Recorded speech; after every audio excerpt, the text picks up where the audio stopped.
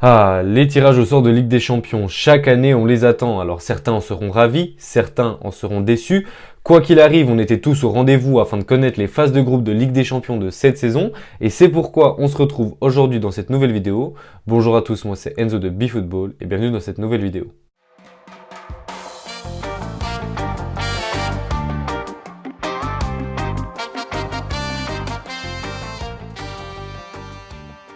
Bon alors comme vous l'avez compris, vidéo un peu plus légère que d'habitude, on se retrouve tout simplement pour observer les phases de groupe de Ligue des Champions, essayer de déterminer qui finira premier, deuxième, troisième, quatrième, etc. Bref, ne tardons plus, on commence maintenant. Alors on commence très fort avec le groupe A, où on y retrouve l'Ajax, Liverpool, le Napoli et les Glasgow Rangers. Alors bien évidemment, il y aura beaucoup de concurrence, même si je pense quand même que Liverpool sera le favori pour la première place. Alors certes, ils ont eu un début de saison difficile. Bon, déjà, ceux qui disent que Klopp est finito, que Liverpool ne sera plus compétitif cette saison puisqu'ils sont déjà mal barrés, ils sont débiles. À mon avis, Liverpool va quand même réussir à se relancer et donc terminer premier de sa phase de groupe. Ensuite, pour la deuxième place, eh bien, c'est un peu plus compliqué. Il reste l'Ajax, Napoli et les Rangers. Personnellement, je vois quand même Napoli prendre la deuxième place. Et même pourquoi pas titiller Liverpool. Après, on sait, Napoli peut être assez irrégulier. Mais bon, quand on voit le niveau qu'ils affichent cette saison et qu'ils affichaient déjà la saison passée, eh bien, ça s'annonce prometteur. Et pour finir, eh bien, il reste l'Ajax et les Rangers. Alors moi, je vois l'Ajax 3e et les Rangers 4e. Alors l'Ajax a perdu pas mal de joueurs importants, hein. Martinez, Haller, Gravenberch, Mazraoui, Tagliafico, etc., etc. Et en plus de ça, ils ont perdu leur coach. Mais bon, je pense quand même que l'Ajax, de par son expérience et de par sa manière de vivre, entre guillemets, eh bien, a l'habitude de ça, l'habitude de perdre ses joueurs et de perdre ses talents. Donc pour moi, eh bien, ils vont se qualifier en Europa League. Et en plus de ça, même si on regarde du côté des Rangers, qui ont une belle équipe, hein, quand même, assez prometteuse, eh bien, elle manque quand même d'expérience par rapport à l'Ajax. Ensuite, le deuxième groupe, le groupe B, alors il est assez sympa, même si c'est pas forcément le plus excitant. Dedans, on y retrouve Porto, l'Atlético, Leverkusen et Bruges. Bon, pour le premier, je vois quand même l'Atlético assez largement. Expérience, ils sont même, bref, tout simplement meilleurs qualitativement. Ça me paraît assez évident. Ensuite, pour la deuxième place, eh bien, je vois Porto. Ils font une belle saison passée. Ils font également un bon début de saison. Je les vois facilement terminer deuxième de ce groupe et également, à l'image du Napoli et Liverpool, eh bien, je les vois titiller la première place. Ensuite, pour la troisième place, c'est un peu plus compliqué. Alors, en temps normal, j'aurais dit Leverkusen. Mais bon, ils font un très mauvais début de saison. En plus de ça, Bruges, on le sait, c'est une très belle équipe. Alors, ils ont perdu leur talent de Ketelaere. Je ne sais pas comment ça se prononce, mais en tout cas, il est parti du côté de l'AC Milan. N'empêche qu'ils ont une belle équipe avec un beau style de jeu. C'est une équipe qui est souvent très chiante à jouer puisque soit tu peux les battre, soit ils peuvent te mettre en difficulté et t'arracher le match nul ou même, pourquoi pas, te battre. Je peux vous citer quelques exemples. Notamment contre le Real Madrid il y a quelques années, Leipzig et le Paris Saint-Germain la saison passée. C'est une équipe assez dérangeante à jouer, mais bon, je vois quand même Leverkusen finir troisième de ce groupe. Ensuite, le troisième groupe, le groupe C, le groupe de la mort. Le Barça, le Bayern, l'Inter Milan, le Victoria. Clairement, c'est le groupe à éviter. Non, franchement, j'imagine pas la tête des supporters et des dirigeants et tout simplement même des joueurs du Victoria quand ils ont vu le tirage au sort. Alors personnellement, j'aurais aimé voir l'OM dans ce groupe puisque pour moi, là, ça aurait été le groupe de la mort par excellence. On n'aurait vraiment pas pu faire mieux. Mais bon, ça plairait pas forcément aux supporters de l'OM. Eux, je pense qu'ils sont assez contents de leur groupe. Mais on va en parler un peu plus tard dans la vidéo.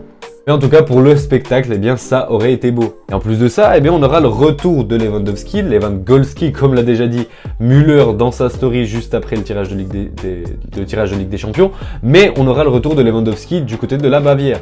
De quoi animer un peu plus ce qui devient un classique de la Ligue des Champions, hein, le Barça contre le Bayern, un match qu'on a l'impression de revoir chaque année. Et chaque année, eh bien, on aura également l'impression de voir le Barça se faire dérailler. Mais bon, comme je l'ai vu sur Twitter, l'heure de la revanche a sonné, même si j'ai l'impression que la revanche était déjà là l'année passée. Ça n'a pas trop été le cas, mais bref, passons à la suite.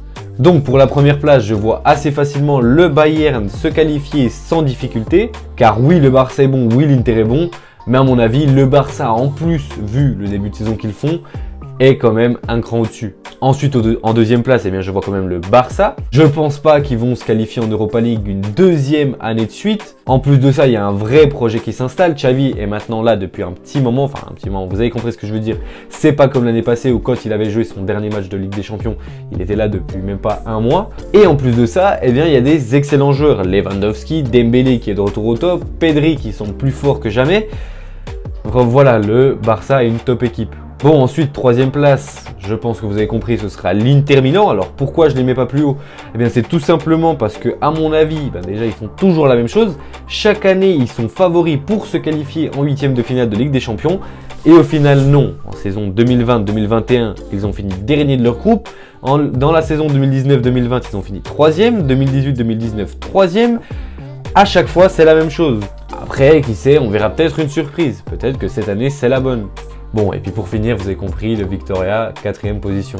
Ensuite, le groupe D, le 4e groupe. Alors, c'est un groupe assez intéressant, surtout pour les supporters marseillais. C'était la grosse pression pour tous les supporters et pour tous les joueurs, puisqu'on le sait, la dernière fois qu'ils étaient en Champions League, ils se sont fait démarrer.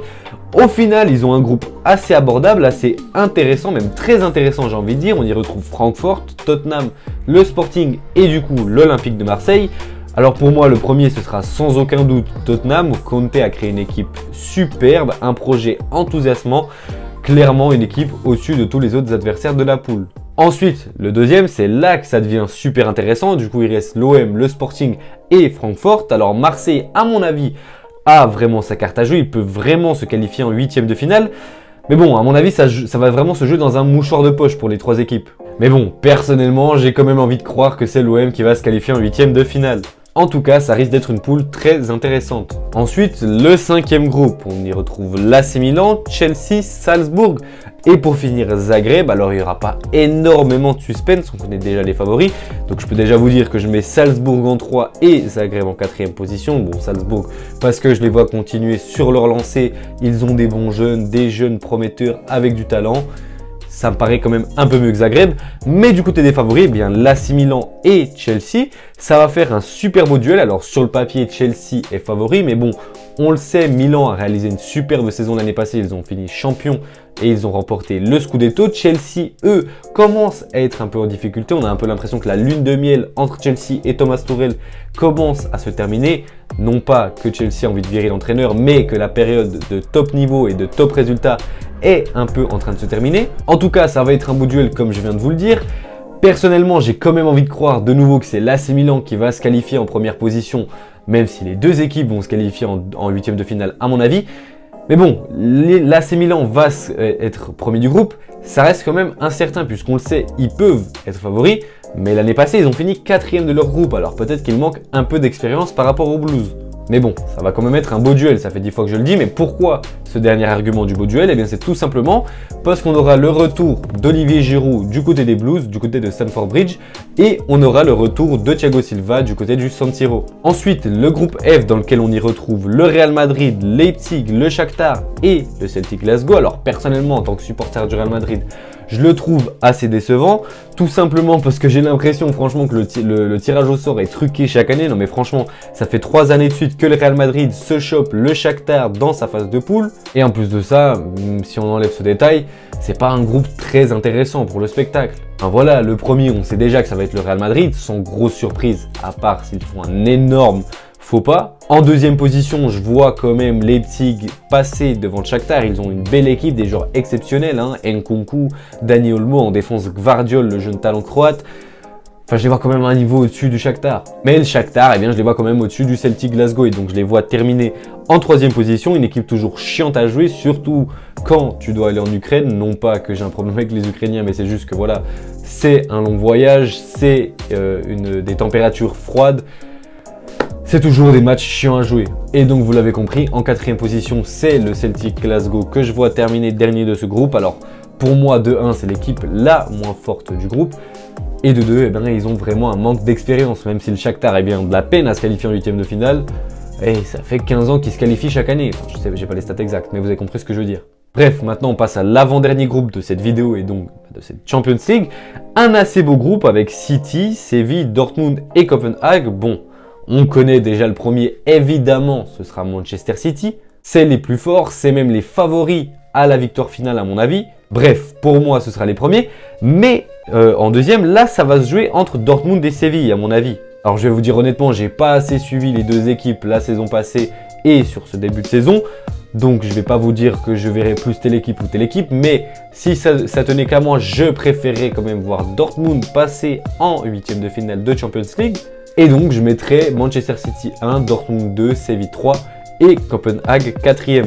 Et pour finir, fait intéressant à noter, on aura le retour de Gundogan et Haaland du côté du Borussia Dortmund. Bon, maintenant le dernier groupe de la vidéo, celui que vous attendez sûrement, celui du Paris Saint-Germain, de la Juve, du Benfica et du Maccabi Haïfa. Bon, alors c'est un excellent groupe pour le Paris Saint-Germain, j'ai envie de dire. Normalement, il devrait finir premier assez facilement. On pourrait se dire que comme il y a la Juve, ça peut être assez compliqué, c'est quand même un club de haut rang. Mais voilà, la Juve, depuis quelques années, ils ont vraiment de la peine. L'année passée, si je ne me trompe pas, ils se sont fait éliminer contre Villarreal. Avec Allegri, c'est un jeu très mauvais, en tout cas pas du tout alléchant.